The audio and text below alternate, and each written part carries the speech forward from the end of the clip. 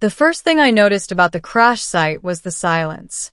No wind, no insects, no distant engines. Just the soft ticking of cooling metal beneath a violet sky. I had been surveying mineral deposits along the outer ridge of Carthos, 9 when my scanner picked up an anomalous energy surge.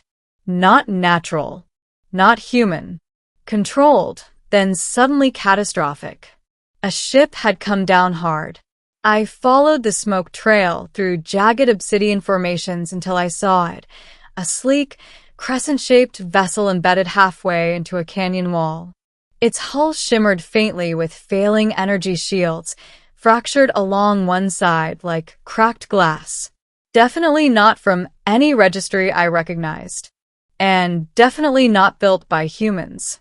I should have called it in. Instead, I grabbed my toolkit. The twins. The entry hatch resisted at first, its surface alive with alien glyphs that shifted like liquid light. My universal interface struggled, then finally synced just enough to unlock a manual override. The air inside smelled faintly metallic, ozone and something sweet, like crushed flowers. The corridor lights flickered weakly. "Hello," I called. A soft sound echoed from deeper inside. Not mechanical, not structural. A voice. I moved carefully through the tilted hallway until I reached what must have been the central command chamber. That's where I saw them. 2 figures stood side by side in front of a failing holographic display. They were nearly identical, tall, slender, with pale iridescent skin that reflected faint hues of blue and lavender under the emergency lights. Their silver-white hair flowed down past their shoulders, untouched by soot or blood. Their eyes were the most striking part, wide, luminous, and cautious. Twin alien girls. They looked young by human standards. Early 20s, maybe, but there was something ancient in their posture. One stepped slightly in front of the other. "You are not Raider," she said slowly, her translator device clipped at her collar struggling with the consonants. "Definitely not," I replied, raising my hands slightly. "Name's Elias Grant. Independent engineer." The second twin tilted her head. "Engineer? That means I fix things." The two exchanged a glance so perfectly synchronized it sent a chill through me. "Our vessel," the first one said carefully, "is dying. A ship that shouldn't be broken." Up close, their Starship was unlike anything I had ever worked on. Human ships were practical, modular panels, exposed conduits, clear systems architecture. This vessel was grown. The walls pulsed faintly, as if alive. Energy lines ran through the structure, like veins beneath translucent skin. The power core wasn't housed in a chamber, it was embedded in the ship's spine. "What hit you?" I asked. "Pursuers," the second twin replied. "Pirates." "Worse." She didn't elaborate. The damage was extensive. A focused plasma lance had pierced their starboard drive array, cascading through propulsion control and destabilizing their energy matrix. Any human vessel would have detonated on impact. The fact that they were still alive meant their technology was centuries beyond ours. But advanced systems have a weakness. They're complicated. Complicated systems fail in complicated ways. "Okay," I muttered, pulling off a scorched panel. "Let's see what you're hiding." The twins stayed close while I worked, watching every motion with quiet intensity. "You are not afraid," the first one observed. "Of what?" "Of us." I shrugged. "Should I be?" Another synchronized glance. "Many are." I grinned faintly. "Lady, I've crawled inside a fusion reactor during a radiation storm. You two aren't even in my top 10. For the first time, one of them smiled.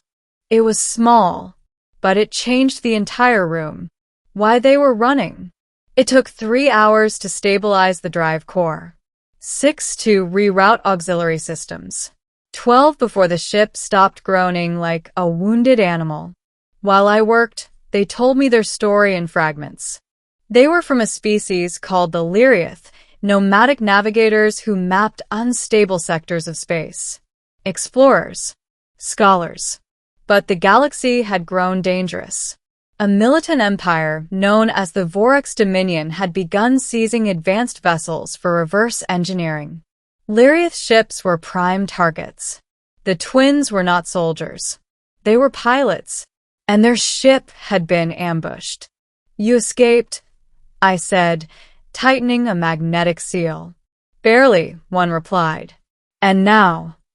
They hesitated. "Our people are far from this sector." Translation. They were alone. The human approach. The breakthrough came when I stopped trying to repair their systems the way they would.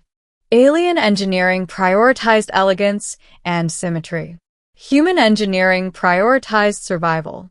Their energy routing algorithms were too precise. When damaged, they couldn't compensate fast enough. So I introduced chaos.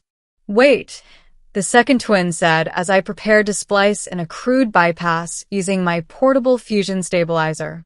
"That method is inefficient." "Yeah," I agreed. "But it works." I rewired their propulsion feedback loop through a secondary converter, sacrificing 20% efficiency for triple redundancy. It wasn't pretty. It wasn't graceful. But when I powered it up, the ship hummed, not weakly, not desperately, but steadily. The twins stared at the stabilizing readings. "You have altered core philosophy," one whispered. "Welcome to humanity," I said. "We improvise." For the first time since I'd met them, both twins exhaled in visible relief. Their ship was going to live. The moment everything changed. We stepped outside as the repaired vessel lifted slightly off the canyon wall, testing gravitic balance. The violet sky had deepened into indigo. "You saved her," the first twin said softly. "Just patched her up." "No," the second corrected gently. "You restored her spirit."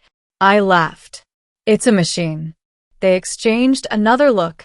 Not to us. There was something in their eyes now, something heavier. "You will come with us," one said. It wasn't a question. I blinked. "What?" "Our people would honor you. You would never want for resources. You would repair wonders no human has imagined." Tempting. God, it was tempting. But Earth was home. My crew. My contracts. My life. "I can't," I said quietly. Silence stretched between us. The wind returned at last, whispering through the canyon. "You do not wish to leave your world," the second twin said, understanding dawning in her tone. "It's not that I don't want to see the stars," I replied. "It's that someone has to keep fixing things down here too." They stepped closer. Too close. "You do not see us as prize," one whispered. "Or trophy," the other added. I frowned. Should I? Many who find us alone would. "Ah, that kind of galaxy." "You needed help," I said simply. That's all I saw. Their luminous eyes flickered. Emotion. Deep and complicated. "You see us," the first twin said. "Not what we are worth," the second continued, "but what we are." I suddenly understood that this was not about engineering. This was about something else entirely. Connection. Respect. Choice. The begging.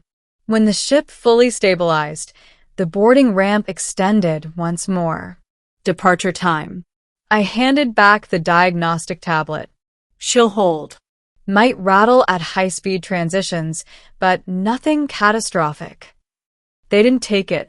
Instead, the first twin stepped forward. "Elias Grant." "Stay." The second joined her side. "Stay with us." There was no manipulation in their voices. No seduction. Just sincerity. "You would not be servant," one said. "Nor captive," the other assured. "You would be equal." that hit harder than anything else. Equal.